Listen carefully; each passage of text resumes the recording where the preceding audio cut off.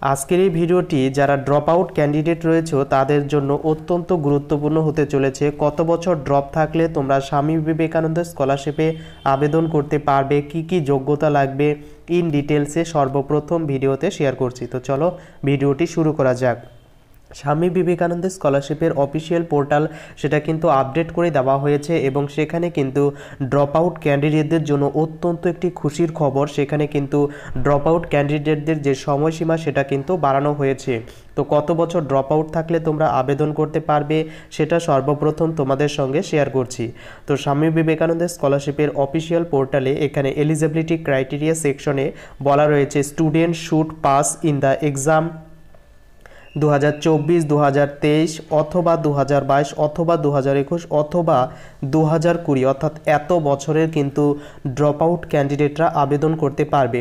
অর্থাৎ যারা 2024 সালে পাশ করেছে, যারা 2023 সালে পাশ করেছে বা 2022 সালে পাশ করে এবছর অ্যাডমিশন নিয়েছে বা 2021 বা 2020 সালে ড্রপ আউট নিয়েছে এবং এবছর স্কুল বা কলেজে অ্যাডমিশন নিয়েছে, তারাও কিন্তু এবছর আবেদন করতে পারবে।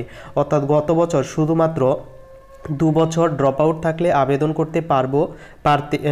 করতে পারতেও, কিন্তু এবছর ড্রপ আউটের যে সময়সীমা সেটা কিন্তু বাড়ানো হয়েছে 2020 থেকে 24, অর্থাৎ প্রায় 4 বছর বাড়ানো হয়েছে। এবং কি কি যোগ্যতা লাগবে, তো মিনিমাম তোমাদের কিন্তু 60% মার্কস কিন্তু লাগবে এখানে আবেদন করার জন্য। যে কোনো ক্লাসে তোমার যদি 60% মার্কস থেকে থাকে তাহলে রিনিউয়াল বা ফ্রেশ অ্যাপ্লিকেশন কিন্তু তোমরা করতেই পারবে। এবং তার সঙ্গে তোমাদের ফ্যামিলি ইনকাম 2.5 লক্ষ টাকার কম থাকতে হবে এবং ব্যাংক অ্যাকাউন্ট তো অবশ্যই থাকতে হবে। এবং তোমরা যারা ক্যান্ডিডেট রয়েছো একটির বেশি অন্য স্কলারশিপে আবেদন করছো, তাদের কিন্তু যে কোনো একটি স্কলারশিপ কিন্তু দেওয়া হবে। Will not be allow to enjoy any other government বা সেন্ট্রাল গভর্নমেন্ট স্কলারশিপ কিন্তু অ্যালাউ করা হবে না। ড্রপ আউট ক্যান্ডিডেটদের কত টাকা দেওয়া হবে, তো সেম ড্রপ আউট ক্যান্ডিডেট যারা রয়েছে তাদেরও কিন্তু যত টাকা দেওয়া হয় নর্মালি এই স্কলারশিপ থেকে তত টাকাই কিন্তু পেয়ে যাবে। এবার ড্রপ আউট ক্যান্ডিডেটরা যখন রেজিস্ট্রেশন করতে যাবে, তো সেখানে সর্বপ্রথম তোমাদের সঙ্গে একটি যে প্রবলেম হচ্ছে সেটা শেয়ার করছি। তো এখানে আমি রেজিস্ট্রেশন প্রসেসে ক্লিক করলাম। তো ক্লিক করার পর এবার আমি এখানে আবেদন করব যে ড্রপ আউট ক্যান্ডিডেটদের জন্য। তো এখানে আসার পর রেজিস্ট্রেশন সেকশনে চলে এসেছি এবং এখানে তোমাকে চুজ করে দিতে হবে কোন এক্সাম তুমি লাস্ট পাস করেছো।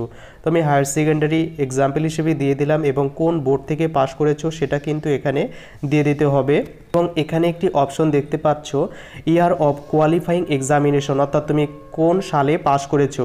তো কোন সালে পাস করেছো এখানে অপশনে গেলে তোমরা দেখতে পাচ্ছ এখানে 4 বছর বা 3 বছরের কিন্তু ড্রপ আউট ক্যান্ডিডেটরা কিন্তু এবছর স্বামী বিবেকানন্দ স্কলারশিপে আবেদন করতে পারবে। অর্থাৎ 2024 সালে যারা পাস করেছে তারা তো আবেদন করতে পারবেই, এছাড়া 2023, 2022 বা 2021 সাল পর্যন্ত ক্যান্ডিডেটরা কিন্তু ড্রপ আউট থাকলে আবেদন করতে পারবে। অর্থাৎ ধরা যাক কোনো একজন ক্যান্ডিডেট উচ্চ মাধ্যমিক 2022 সালে পাস করেছে এবং তারপর সে অ্যাডমিশন নেয়নি, এবছর সে 2024 সালে কলেজে অ্যাডমিশন নিচ্ছে, সেক্ষেত্রে কিন্তু সেও আবেদন করতে পারবে। তো এভাবে কীভাবে আবেদন করবে, তো ধরা যাক 2022 সালে ক্যান্ডিডেট, তো এখানে 22 চুজ করার পর একটি অপশন দেখতে পারবে reason for non admission in 2023-24 সেশনে, কেন সে অ্যাডমিশন নেয়নি। তো এখানে দেখতে পাচ্ছ রিজন, সিলেক্ট রিজন। তো এখানে তোমাকে অবশ্যই একটি কারণ দেখাতে হবে কেন তুমি অ্যাডমিশন নাওনি। এখানে প্রথম অপশন রয়েছে ফিনান্সিয়াল গ্রাউন্ড, অর্থাৎ তোমাদের আর্থিক সমস্যা ছিল সেই বিষয়ে তুমি নিতে পারোনি, তোমার কলেজে হাই ফি ছিল এর জন্য। দ্বিতীয়ত হেলথ গ্রাউন্ড, অর্থাৎ তোমার শরীরের কোনো অসুবিধা বা কোনো রোগ ব্যাধি ছিল সেই জন্য। এবং তৃতীয়ত তুমি এন্ট্রান্স এক্সাম বা হায়ার এডুকেশনের জন্য প্রিপারেশন নিচ্ছিলে, সেই জন্য অ্যাডমিশন নিতে পারোনি। তো এখানে তোমার যেটা সুইটেবল হবে সেটা তুমি চুজ করে নেবে এবং চুজ করার পর এখানে নিচে দেখতে পাচ্ছ হেডলাইনে declaration by head of the institution regarding the cause of gap year is to be uploaded later in the upload documents form। অর্থাৎ তুমি যেই রিজনটা এখানে চুজ করবে সেখানে পরবর্তীকালে সম্পূর্ণ এলিজিবিলিটি ক্রাইটেরিয়া বা এগুলো ফিল করার পর যখন ডকুমেন্টস সেকশন বা আপলোড সেকশনে যাবে তখন সেইখানে তোমার একটি ফর্ম ডাউনলোড করতে হবে, সেখানে শো করবে। সেই ডাউনলোড ফর্মটি হবে, তুমি এখানে যে জিনিসটা চুজ করবে ফিনান্সিয়াল গ্রাউন্ড বা মেডিকেল, তো সেই একটি ফর্ম তোমাকে ডাউনলোড করতে হবে এবং ডাউনলোড করার পর তোমার হেড অফ দ্য ইনস্টিটিউট যিনি আছেন সেখান থেকে তোমার ডিক্লারেশন বা সিগনেচার আনতে হবে সেই পেজ পিএইচডিতে, এবং সেটা তোমাকে অবশ্যই এই পোর্টালে আপলোড করে দিতে হবে। এটাই হচ্ছে যারা ড্রপ আউট ক্যান্ডিডেট তাদের কিন্তু অ্যাপ্লিকেশন প্রসেস।